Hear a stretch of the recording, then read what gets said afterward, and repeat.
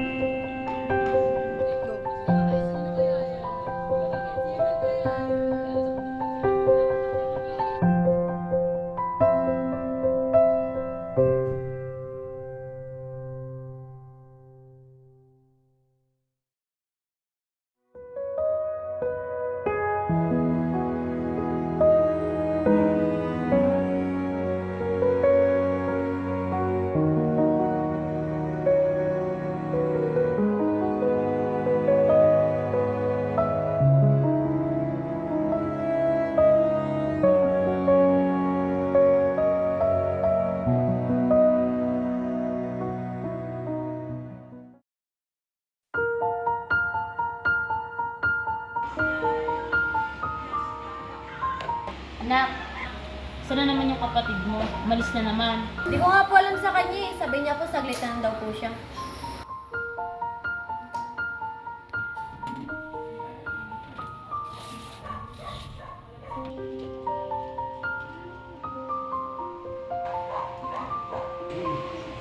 Ay ma, nandiyan na po pala siya. Wait lang po. Uy ate, saan ka daw galing? Nahanap ka ni mama. Hindi, may pinuntahan lang. Ito nga, pasalubong pa ito ni mama. Ano niya? O sige.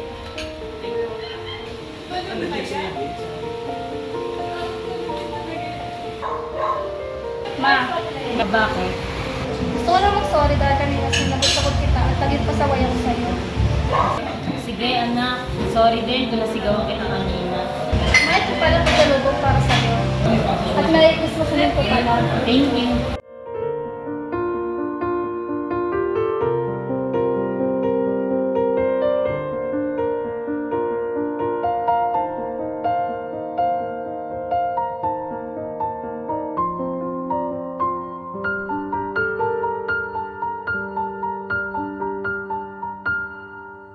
Ayaw.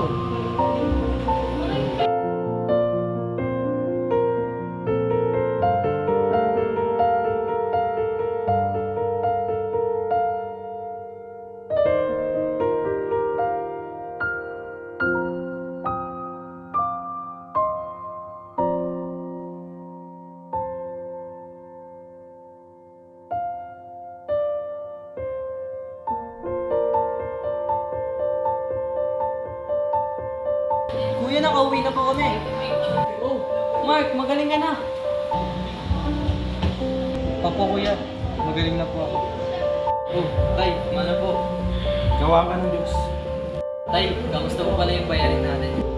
Sa awa ng Diyos, may sumagot na mabayarin natin sa ospital. Sigat po pag ganun, tay. Tay, sige po, pahinga po muna kayo. Kumain ka na ba na? Hindi nga pa po eh. Kain na tayo. Ganda mo.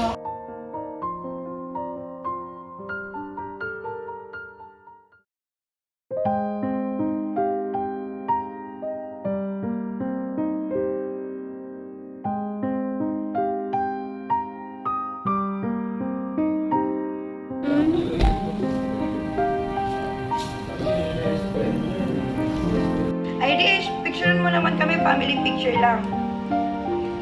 Ah, sige po tita.